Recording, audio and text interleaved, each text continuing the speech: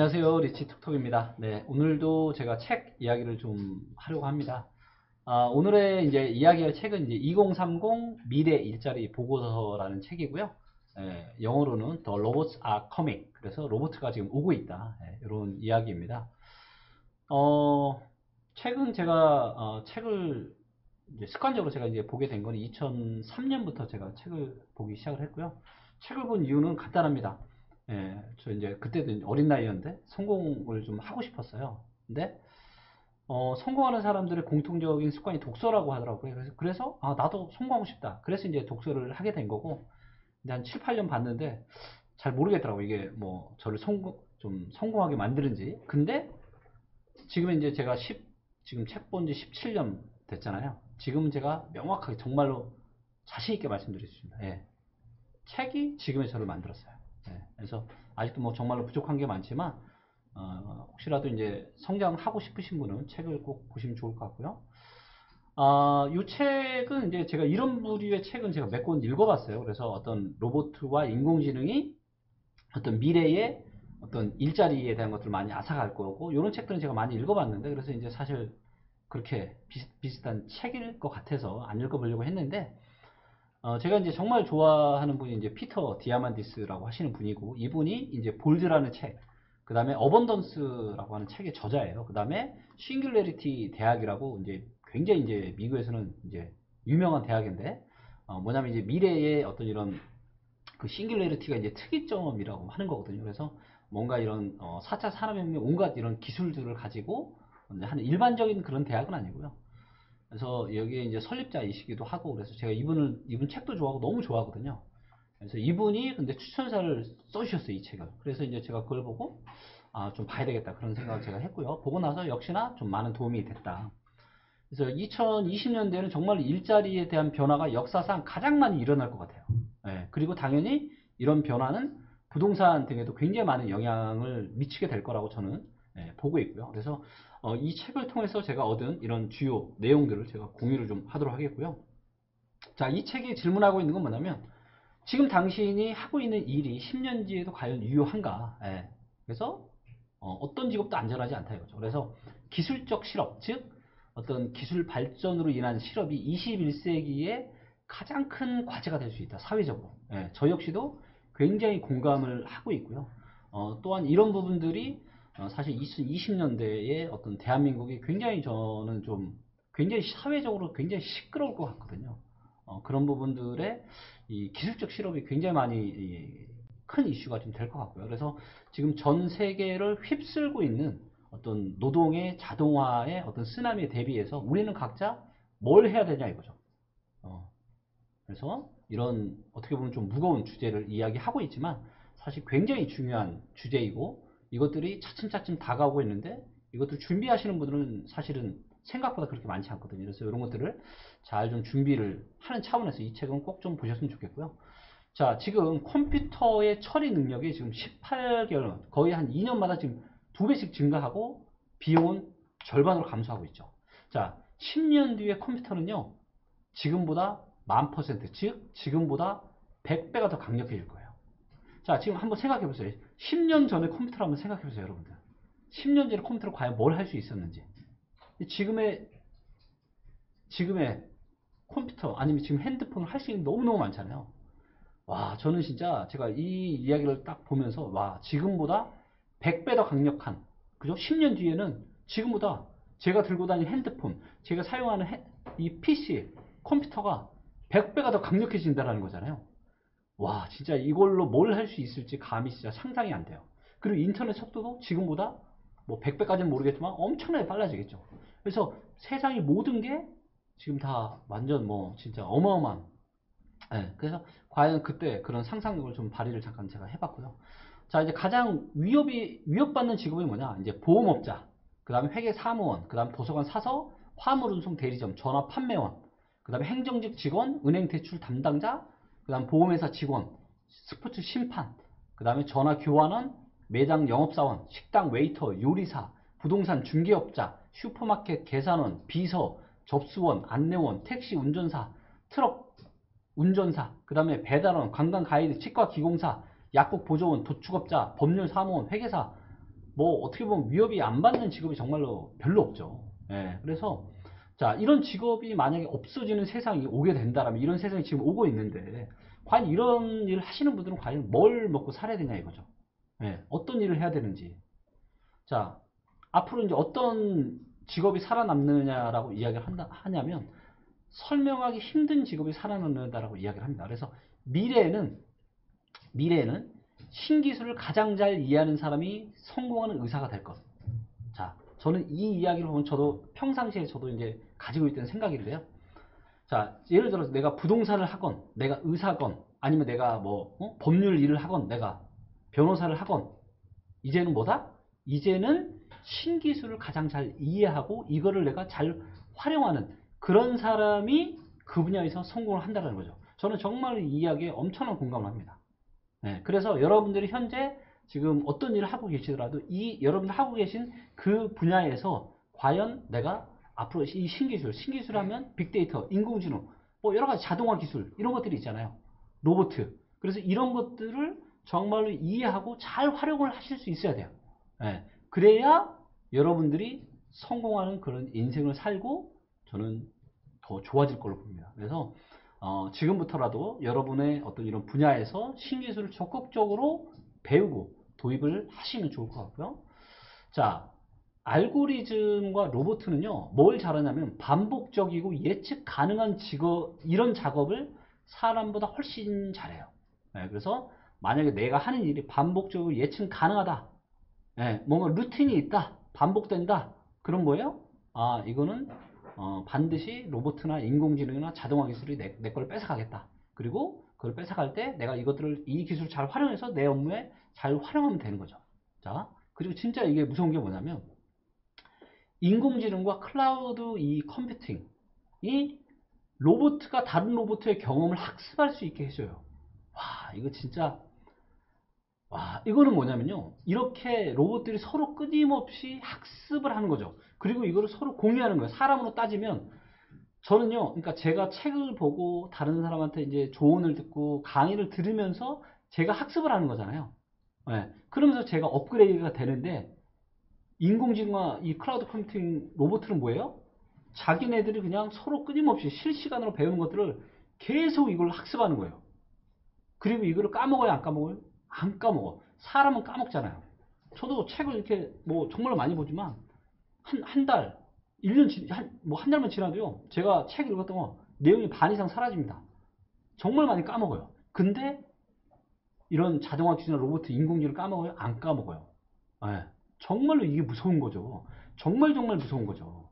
그래서 뭐다? 인간의 일자리를 완전 진짜 파괴를 할 수밖에 없고 엄청난 혁신을 하고 있는 학습 속도가요. 인간하고는 하늘과 땅 차이입니다. 예. 시간이 지나면 지날수록 더더욱 또 그렇게 될 겁니다. 예. 더군다나 인간은 제가 말씀드렸지만 학습하는 시간이 다 까먹어요. 근데 인공지능 로봇은 그렇지 않아요. 그리고 자기네들끼리 배운 걸 서로 이제 공유해서 완전 이거 와 진짜 이거 너무 무서운 거죠. 예. 그래서 이젠 처음으로 기술 발전의 속도가 고용을 앞지르고 있다는 거죠. 예, 뭐냐면 기술의 발전 속도가 너무나도 빨라가지고 새로운 일자리가 창출될 충분한 시간적 여유가 없다라는 거죠. 왜? 인간은 학습에 대한 시간이 걸리잖아요. 이게 시간이 느려요. 컴퓨터보다. 근데 컴퓨터를 금방 배워버리잖아요. 예, 그렇기 때문에 뭐예요? 스스로 변화를 모색할 시간이 부족하다는 거죠. 예. 그리고 사람 뭐 인간이기 때문에 어떻게 맨날 24시간 일하고 이런 것만 해요. 그죠? 예.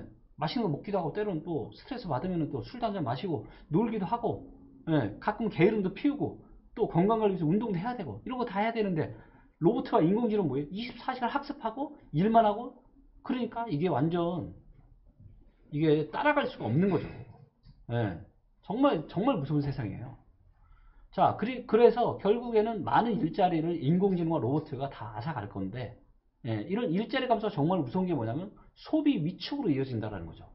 예, 그래서 기술로 인해서 어떤 것들은 더 싸지고 있지만, 예를 들면 뭐 컴퓨터도 계속 성능은 좋아지지만 가격이 그렇게 비싸지지 않잖아요. 예, 하지만 주택과 같은 것들은 어때요? 예, 아직은 더 싸지지 않고 있죠. 예, 그래서 주택 가격은 생산성이 아니라 토지 희소성에 따라서 결정이 된다. 예, 그렇기 때문에 그래서 또 부동산 또 관심을 많이 가지셔야 되는 이유가 바로 이겁니다. 그래서 통화량은 계속 증가하고, 그렇죠? 기술이 아무리 발전해도 땅은 희소성이 있잖아요. 그렇기 때문에 부동산에 관심을 좀 가지시면 좋을 것 같고요. 또 반대 의견도 있습니다. 뭐냐면 기술로 인해서 안 좋은 것만 있는 게 아니다. 좋은 것도 있다. 이 대표 주자가 누구냐면 바로 피터 디아만디스 교수님이십니다. 그분이 기술 낙관론자의 전 세계 챔피언이라고도 할 수 있어요. 그래서 이분은 뭐라고 기술이 최선이다 이거예요. 자, 그래서 낙관론자에 따르면 신기술 반대론자들이 두려워했던 것과는 정반대 결과가 나타났다. 그래서 그동안 인쇄기와 어떤 자동차 덕분에 더 많은 일자리가 생겼다. 옛날에 자동차가 처음 생기면서 뭐예요? 막 반대 운동이 엄청나게 일어났었는데 결국은 자동차 때문에 수없이 다시 많은 일자리가 생겨서 더 좋아졌다. 그 다음에 ATM 기계가 생겼지만 이로 인해서 은행 창구 직원이 아예 사라지진 않았다는 거죠. 그 다음 또 뭐다? 아마존 얘기를 하는 거죠. 더 많은 로봇을 구매하지만 아마존이 굉장히 자동화 기술, 인공지능 기술 다 클라우딩 기술 다 하지만 사람도 더 많이 고용을 하고 있잖아요. 아마존 같은 경우는. 그래서 이 수완선이라는 분은 뭐냐? 실업이 아니라 앞으로 기술로 인해서 실업이 아니라 고용 붐이 일어나게 될 거다. 뭐냐? 앞으로는 개인이 자기 집에 3D 프린터를 다 가지게 될 거라는 거예요. 그래서 이걸로 인해서 필요한 제품을 만들거나 다른 사람들이 만들어서 팔 수도 있다는 거죠. 그래서 실업이 아니라 고용 붐이 일어날 거다. 이런 이야기를 하고 있고요. 자, 근데 이것도 뭐예요? 아무리 3D 프린팅이 있고 해도 내가 이거 기술을 배워서 활용하지 않으면 나는 할 수 없는 거잖아요. 그렇기 때문에 당연히 어떤 미래에 대한 이런 준비. 그래서 아까도 전에도 얘기 나왔지만 신기술을 잘 이해하는 게 정말로 중요하다. 그래서 앞으로 신기술로 인해서 일자리가 많아질지 정말 사라질지는 모르겠지만 분명한 건 뭐다? 대비하기 위해서는 신기술에 굉장히 익숙해져야 된다. 그래서 나는 나이가 먹었으니까 나는 어쩌니까 나는 못해. 이런 생각은 이제 하시면 안 된다. 자, 그 다음에 낙관주의 또 다른 기술로 인해서 낙관 또 다른 이유는 뭐냐? 모든 것이 다 저렴해질 것이라고 이야기를 합니다. 자, 지금 미국에는 95%는 TV를 가지고 있고요. 88%는 전화기를 가지고 있고요. 71%는 자동차를 가지고 있고 70%는 에어컨을 가지고 있어요. 자, 그런데 여러분들, 100년 전에는요. 거의 최고의 부자인 자동차왕 헨리 포드와 같은 이런 최고의 부자들도 뭐예요? 이런 게 없었다는 거예요. 이렇게 지금처럼 큰 이런 칼라 TV 큰 거 없었고 전화기도 없었고 자동차도 없었고 에어컨도 없었고 그런데 지금 뭐예요? 어느 정도 그냥 기본적인 경제생활 하면 이 정도는 갖고 있다라는 거죠. 그래서 굉장히 많은 사람 대중들이 과학기술로 인해서 그런 기술이 굉장히 싸져서 이런 것들을 편하게 이용할 수 있는 이런 세상이 왔고 앞으로도 이런 세상이 올 거다. 그리고 또 뭐예요? 앞으로 세계 경제가 계속 성장하기 때문에 기술적 실업에 대해서 크게 걱정하지 않는다. 그리고 앞으로 20년 안에 모든 사람의 생활비가 급격하게 떨어질 걸로 예상한다 이거죠. 그래서 각종 과학기술로 인해서 생활비가 엄청나게 싸진다는 거죠. 그래서 자, 이 피터 디아만디스, 이 긍정론자, 기술의 긍정론자인 피터 디아만디스 교수님이 하신 얘기는 뭐냐? 자, 사람들이 인공지능과 로봇공학이 어떻게 우리의 일자리를 빼앗고, 그 다음에 생계를 파괴하고, 그 다음에 수입을 떨어뜨리고, 나아가 경제를 파괴할지 걱정하고 있다. 많은 사람들이 하고 있다 이거죠. 하지만 많은 사람들이 이야기하지 않는 것, 그거는 뭐냐? 우리 피터 디아만디스 교수님이 관심을 가지고 있는 것은 뭐냐? 곧 다가올 생활비의 급격한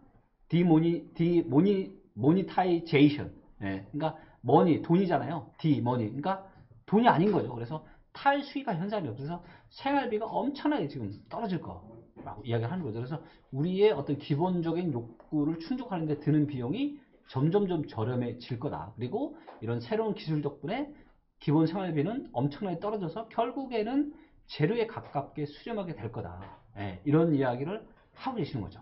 그래서 기술에 대한 이런 긍정의 이야기를 또 이 책에서 다루고 있고요. 자, 그 다음에 우리 피터 디아만디스 교수님 또 뭐라고 하냐?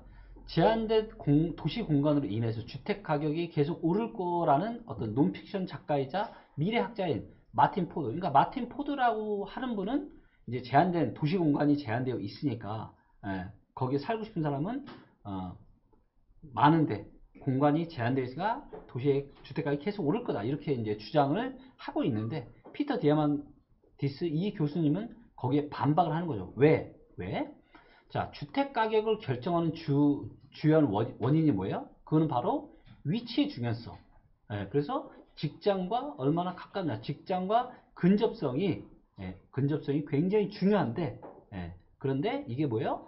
앞으로 자율주행 자동차나 가상현실이나 인터넷을 통한 원격 근무 덕분에 향후 몇 년 안에 완전히 없어질 거라고 얘기합니다.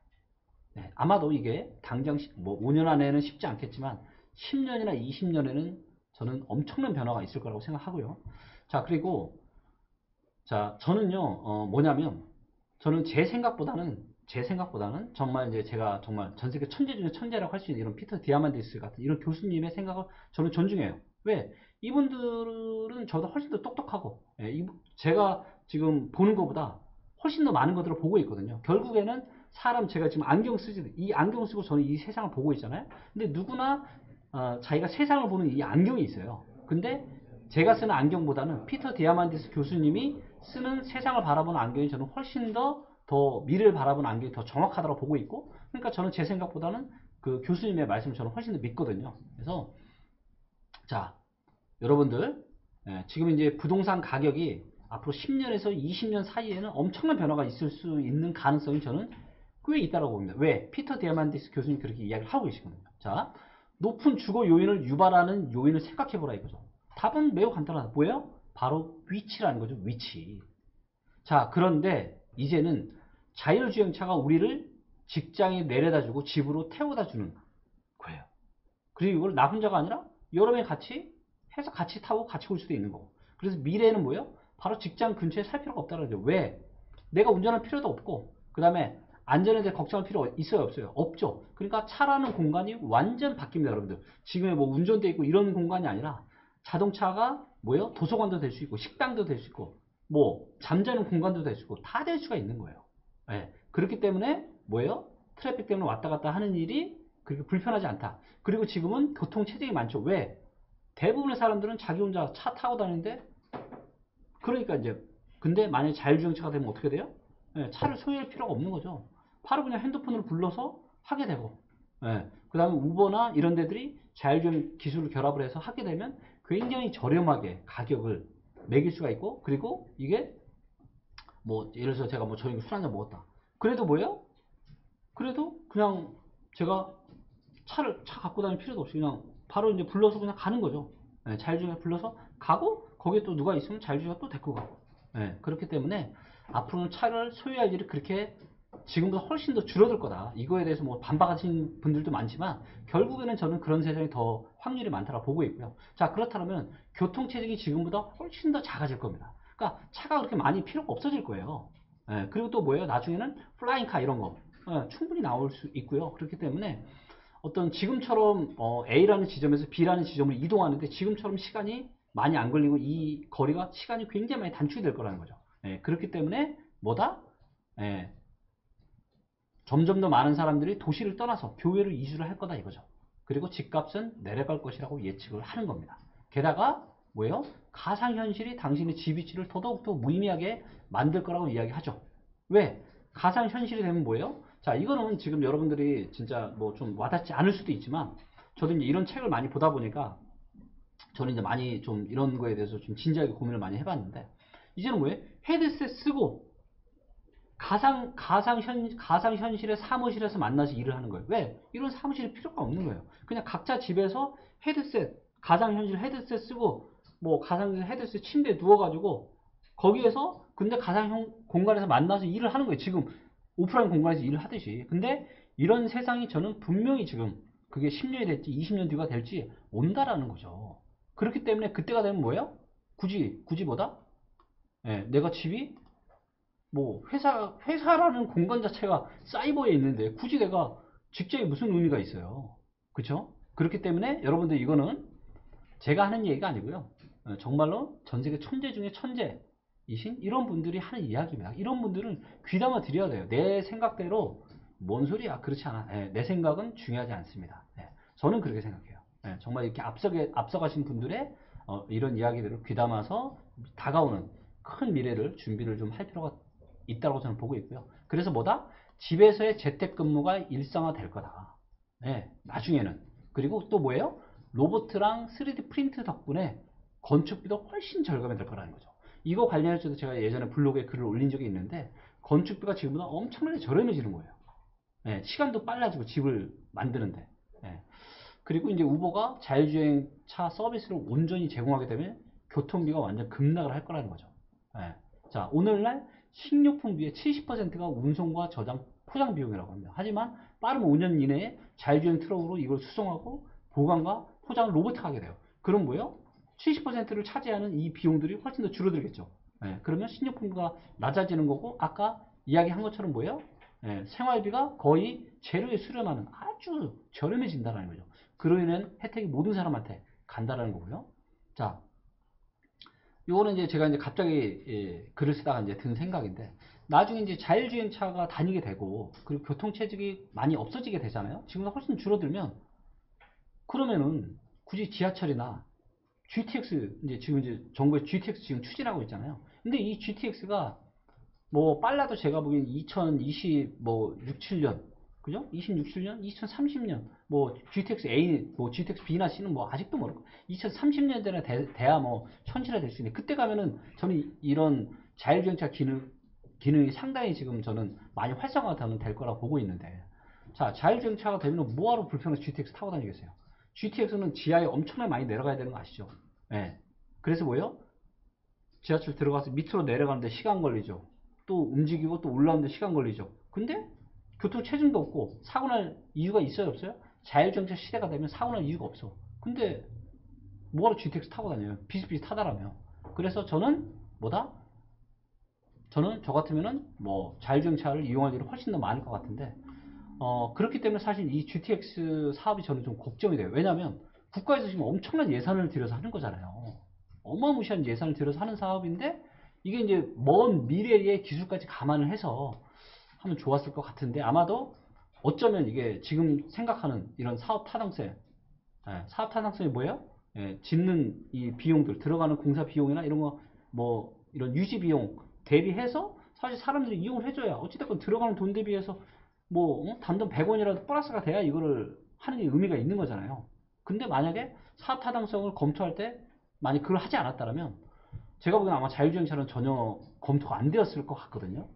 그렇다면 GTX는 나중에 또다시 국가의 어떤 이런 재정 상황이 상당히 안 좋은 왜냐면 또 운영하려면 적자가 계속 발생을 할 거니까 누군가 이것도 세금도 떼어야 될 거고 그래서 이런 부분들이 사실 좀 걱정이 좀 저는 좀 되긴 합니다. 나중에 뭐 앞으로 뭐 한 10년 정도 뒤에 일이긴 하지만 자 그다음에 이제 피터 디아만디스님의 이 교수님의 이제 예상대로라면 향후에 부동산 가격이 상당히 많이 내려갈 수도 있는 거죠. 네, 내려갈 수도 있는 거죠. 그래서 그리고 또 어쩌면 경치 좋고 공기 좋은 곳들이 상당히 인기가 있어질 수 있는 거죠. 왜? 이제는 사무실이 전부 다 사이버로 다 들어가니까 굳이 내가 집을 이런 데 있을 필요가 없는 거죠. 네. 자, 그래서 분명한 건 뭐다? 분명한 거는 급격한 어떤 기술의 발달로 향후 부동산 시장에도 엄청난 변화가 있을 것은 분명하다. 예, 그리고 이게 앞으로 짧은 5년, 그리고 10년, 길게는 20년 사이에 계속 펼쳐질 일이다. 그래서 굉장히 아마 정말 이제 부동산 시장에도 많은 변화가 있을 것 같고요. 그 다음에 이제 또 이 책에서 또 이야기하고 있는 내용이 뭐냐면 불평등은 더 심화가 될 거다. 예, 이거는 명확하다. 그래서 새로운 기술이 더 많은 일자리를 창출할지 아닐지와는 전혀 상관없이 이런 새로운 기술들로 인해서 사회적인 불평등이 훨씬 더 심화될 거라는 거죠. 왜? 왜? 바로 교육이 중요하다 이거죠. 교육이 생존과 성공의 비결이다라는 거죠. 앞으로는. 그리고 지금까지도 그랬고 앞으로는 더더욱더 그럴 것이다. 예. 그래서 왜냐하면 기술이 엄청나게 많이 바뀌는데 사람들이 이거는 따라갈 수 없거든요. 그냥 본호박에도 사실은 버거운 분들이 대다수잖아요. 근데 내가 언제 미래를 준비하고 뭐 따로 시간 내서 공부하고 강의 듣고 책 보고 이래요. 대부분은 뭐 그냥 저녁에 그냥 TV나 집에 와서 보고 그죠? 예. 그리고 그냥 뭐 한 잔 이렇게 하고 뭐 이런 경우가 많잖아요. 예. 그렇기 때문에 사회적 불평등이 더더욱더 심화가 될 거라는 이런 이야기를 하고 있고요. 그래서 정말 교육이 중요하다고 생각하고 저 역시도 공감합니다. 그래서 꾸준한 공부가 정말로 중요하다고 생각하고 있고요. 그래서 나를 계속 업그레이드 시키는 사람과 그냥 사는 사람들과의 간극은 갈수록 커질 거다. 그렇기 때문에 열심히 나를 업그레이드 시켜야 되겠다라는 생각을 저도 다시 한번 또 하게 됐고요. 자, 그래서 이 책에서 또 마지막에 이야기하는 게 뭐냐. 미래의 희망은 있다. 하지만 그 희망까지 가는 미래로 가는 과정이 굉장히 혹독할 거다. 이런 이야기를 하고 있습니다. 그래서 일부 일자리는 없어지겠지만 대다수는 사라지지 않을 거고 대신에 뭐예요? 바뀔 거다. 이거죠. 일자리가. 예. 일부 일자리는 없어지겠지만 상당수 일자리는 사라지는 게 아니라 일자리가 바뀐다는 거죠. 예. 그렇기 때문에 우리는 뭐예요? 우리의 일의 대부분 뭐가 하는 거예요? 컴퓨터가 대신해 주는 거죠. 예. 그리고 이로 인해 우리는 뭐예요? 끊임없이 새로운 기술을 연마해야 하는, 아까도 말씀드렸지만 신기술 습득을 해야 되는 거죠. 그리고 심지어 나를 재창조할 각오까지 해야 된다. 이런 얘기 하고 있고요. 그래서 의심할 여지 없이 우리 중 많은 사람들이 직장을 잃게 될 거다. 어떤 사람들? 미래를 준비하지 않고 그 다음에 나를 끊임없이 어떤 새로운 기술을 연마하지 않는 이런 분들은 직장을 잃게 될 거라는 거죠. 그래서 평일에 자기 일만 열심히 사는 삶도 사실 대단한 삶이죠. 이것도 정말 쉽지 않습니다. 정말로 대단하죠. 하지만 이것만 가지고는 부족해질 거라는 거죠. 그래서 오늘의 나를 위해서 주중을 열심히 살아왔다면 내일의 나를 위해서는 이제 주중 저녁이나 주말에도 이제는 미래를 위해서 새로운 기술을 연마해야 된다는 거죠. 그리고 이런 사람과 그러지 못한 사람의 차이는 갈수록 벌어질 거라는 이야기를 하고 있고요. 자, 주식, 금, 부동산 투자 이런 것도 굉장히 좋긴 하지만 이런 거에 관심을 가지시는 것도 굉장히 중요하지만 이건 못지않게 뭐예요?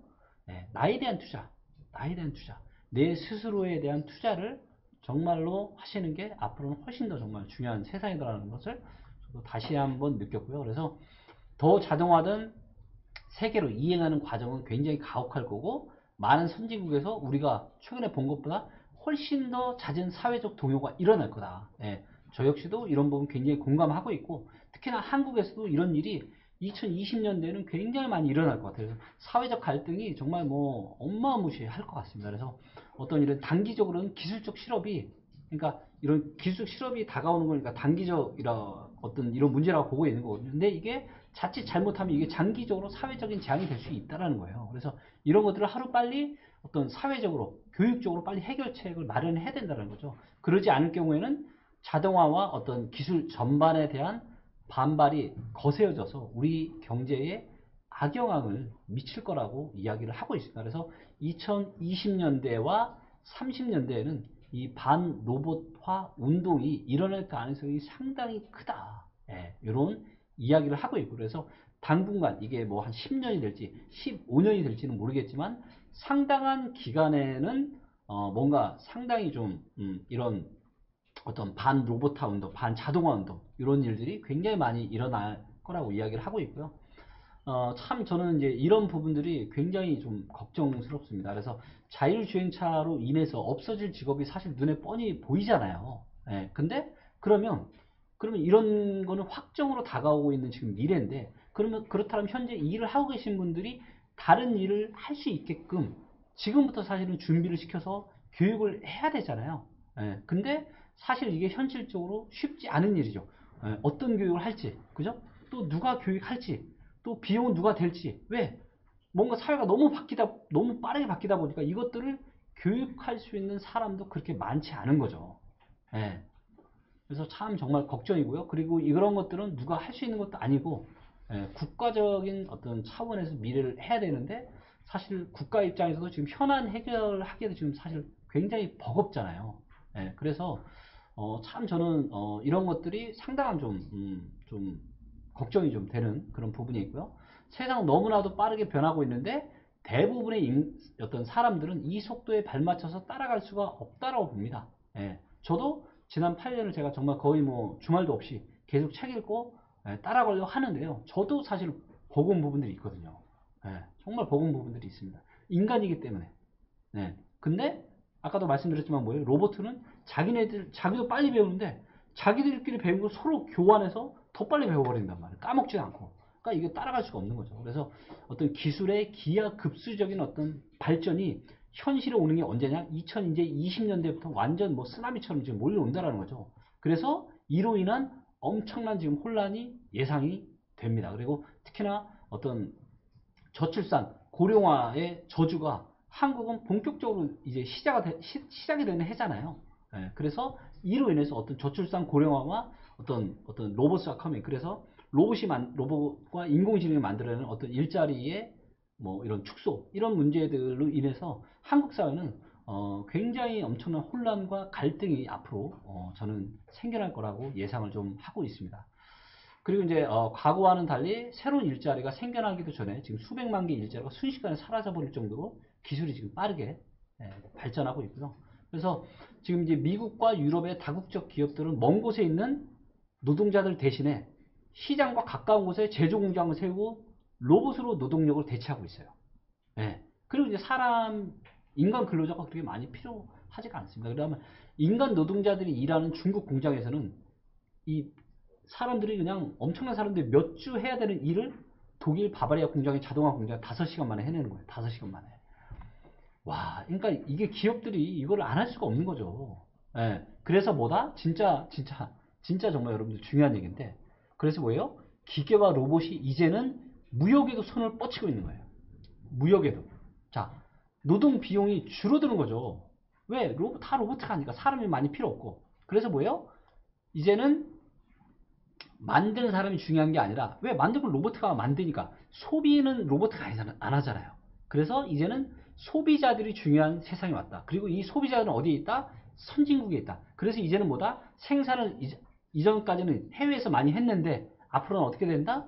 이제는 선진국에서 생산을 한다는 거죠. 그래서 뭐예요? 인건비가 저렴한 곳에 생산 공장을 두는 기업이 줄어든다는 거죠. 예전에는 인건비가 중요했죠. 뭐 한 10년 전에만 해도 뭐 중국의 인건비가 싸니까. 그때만 해도 자동화나 로봇의 기술이 지금만큼 발전을 안 했으니까. 그래서 중국이나 이런 데 공장 세우고 했는데 이제는 기술의 발달로 그럴 필요가 있다 없다? 없는 거죠. 그래서 이제는 소비자가 있는 미국이나 이런 선진국에 직접 이제 공장을 만들게 되는 거죠. 그래서 뭐예요? 이제 기업들은 각자의 나라에서, 왜? 굳이 다른 나라에 가서 공장 짓고 할 필요가 없는 거예요. 내 나라에 져서 하는 거죠. 그렇다면 뭐예요? 각 나라들끼리 더더욱더 치열한 경쟁을 벌이게 될 거라는 거죠. 네. 그래서 어떤 중남미 나라들의 어떤 리더들은 지금 또, 그래서 이 리더 역할이 굉장히 중요한데, 중남미 나라의 리더들은 다가오는 어떤 이런 자동화 혁명과 이것이 어떤 자국 노동자들에게 미칠 영향을 잘 모른다는 거죠. 그리고 지금 right now 어떤 해결책을 찾지 않으면 곧 경제의 큰 위기를 맞게 된다는 것입니다. 이게 책에서 뭐 중남미 얘기했지만 한국도 사실은 자유로울 수 없죠. 그래서 이런 부분들이 정말로 중요하고 국가적인 차원에서 많은 고민과 이런 것들을 좀 실행을 좀 해야 될 것 같고요. 그래서 자, 사람이 모든 작업을 하던 시대에는, 그러니까 여기서 밑줄 치고 이렇게 돼 있는 거는 다 제가 제 생각에 글을 쓴 거고요. 자, 이때는 인건비가 저렴한 국가에 공장을 짓는 방법으로 비용 절감을 했죠. 근데 기술이 발달하면서 이제는 사람 필요 없어진 거죠. 그래서 사람의 인건비가 싸냐, 비싸냐는 이제는 더 이상 중요한 이슈가 아니다라는 거예요. 그리고 가면 갈수록 더 중요하지 않다라는 거죠. 왜냐하면 24시간 불평도 없고 불만도 없고 휴식도 필요 없이 일할 수 있는 로봇이 이제는 사람들을 대체할 수 있는 세상이 됐고 앞으로는 더더욱더 많이 대체를 할 것이기 때문입니다. 자, 이렇게 되면 굳이 공장을 해외에 지을 필요가 없다라는 거죠. 그래서 소비자들이 있는 곳에 지어도 되는 거죠. 자, 이렇게 되면 국가들 간의 무역이 어떻게 될까요? 자, 무역할까요? 네, 아마 뭐 있긴 있겠지만 거의 아마 굉장히 많이 줄어들게 될 거예요. 네, 앞으로는 더더욱더 많이 줄어들게 될 거고요. 자, 그럼 무역이 줄어들게 되면 수출로 밥 먹고 사는 한국에는 또 어떤 영향을 미칠까요? 네, 그렇게 좋은 영향을 줄 것 같지는 않습니다. 자, 중국은 중국 공장에서 만들면 되는 거고, 미국은 미국 공장에서 물건을 로봇가 만들면 돼요. 왜? 거기는 소비자들이 있으니까 인건비 걱정 안 하고. 자, 한국은요, 이제는 굳이 그럴 필요가 없다는 거죠. 그리고 무역에 필요한 배도 뭐예요? 나중에는 지금만큼 필요할까요? 필요가 없는 거죠. 무역을 많이 할 때는 배가 많이 필요한데 지금은 배가 앞으로는 무역에 필요한 이거 배가 없어진다. 근데 한국의 주력 산업이 또 뭐예요? 조선산업이요. 조선중공업 이런 거잖아요. 근데 거기도 당연히 안 좋은 영향을 저는 미칠 거라고 보고 있고요. 자, 국가들 간에 이제는 협력도 필요 없어지는 거예요. 왜? 각자의 나라에서 각자 필요한 물건을 만들어서 사용하면 되니까. 그래서 지금 미국과 중국이 이렇게 뭐 무역 전쟁 하는 것도 이런 게 뒷받침이 돼 있는 거죠. 왜? 이제는 굳이 서로 고려하면서 무역, 그래 뭐 이거는 너희 나라에서 하면 좋고 이건 우리나라에서 하면 좋으니까 서로 양보하자. 이제 이럴 필요가 별로 없다. 각자 도생의 시대가 지금 나라에서도 왔다. 과학기술의 발달로. 네. 그런 게 이제 제가 이 책을 보면서 이런 생각을 제가 좀 들었고요. 자, 이제 궁극적으로는 아주 먼 훗날에는 이제 자동화가 결국에는 세상을 더 나은 곳으로 만들 것이라고 저자는 이야기합니다. 그래서 20년, 30년 후까지 장기적으로 볼 때는 자동화 덕분에 생산성은 굉장히 올라가고 정부는 어떤 사회봉사의 대가로 모든 시민에게 기본소득을 지급하게 될 것이다. 이런 이야기를 하고 있습니다. 그리고 생활비가 굉장히 줄어들 거기 때문에 기본소득만 바꿔도 웬만한 사람들은 그냥 밥 먹고 살 수 있다. 이런 이야기를 하고 있고요. 하지만 그렇게 되기 전까지는 대규모 실직과 어떤 자동화 반드시로 이어지는 과도기가 있을 거라는 거죠. 그리고 이런 과도기가 상당 기간 지속이 될 수 있다. 10년에서 많게는 20년 가까이도 지속이 될 수 있다. 이런 이야기를 하고 있고요. 그래서 앞으로 이제 2020년대와 30년대의 어느 즈음까지는 아마도 이게 저는 한 10년에서 15년 정도 사이에 마무리가 되지 않을까 보고 있는데 상당한 과도기가 있을 수 있다. 굉장히 괴로운 시기가 있을 수 있다는 거죠. 그리고 전 세계 경제가 당연히 좋겠어요? 엄청나게 안 좋겠죠. 예, 그래서 저 역시도 상당히 동의하는 부분이고요. 그래서 국가 간의 갈등도 굉장히 커질 수 있는 시기가 바로 2020년대다. 그래서 굉장히 좀 조심해야 되는 시기라고 보고 있고요. 그래서 미국과 중국의 갈등이 괜히 생겨나고 있는 게 아니고요. 그래서 2020년대, 30년대 초중반까지는 정말 많은 예상치 못한, 우리가 이제 상상하지 못한 그런 많은 일들이 생길 수도 있는 가능성이 있다라고 보고 있고요. 그래서 격동의 2020년대가 펼쳐질 거다. 그래서 이런 어떤 이 책을 보면서 진짜 2020년대 격변의 시기를 잘 좀 보내야 되겠다 이런 생각을 했고요. 물론 이제 다양한 데이터에 근거를 해서 해야 되겠죠. 그래서 자, 정말 여러분들 이런 책은 정말 꼭 사서 보세요. 정말 좋은 책이라고 생각을 하고 있고요. 나에 대한 투자 중에 제일 좋은 게 이제 값싸고 좋은 게 결국에는 이런 미래를 읽을 수 있는 책이죠. 그래서 어떤 저는 그렇게 생각해요. 내가 열심히만 잘해서는 안 돼요. 다가오는 여기 써놨죠. 세상의 흐름이 어떻게 바뀌어가고 있는지를 아는 게 정말로 중요합니다. 그리고 그거를 보면서 나를 거기에 맞춰 나가야 되는 거죠. 그래서 뭔가 이런 파도가 온다면 그 파도를 내가 잘 타는 게 왜? 파도의 흐름을 내가 만들 수는 없잖아요. 그래서 다가오는 이 파도를 잘 타는 것이 중요하고 그를 잘할 수 있는 방법이 책이다 라고 생각을 하고요. 자, 그래서 여러분들한테 정말 이제 좋은 내용이라고 해서 제가 이런 내용들을 또 블로그에 제가 글로도 쓰고 또 글로 한 내용을 좀 더 이해하기 쉽게 동영상으로 이렇게 하는 겁니다. 그래서 이런 내용들이 정말 이제 도움이 좀 되셨다라면 좋아요, 그 다음에 구독, 그 다음에 알람 설정까지 이렇게 해주시면 참 좋을 것 같고요. 앞으로도 계속해서 이렇게 좋은 동영상 여러분들께 또 같이 나눔할 수 있도록 노력하겠습니다. 감사합니다.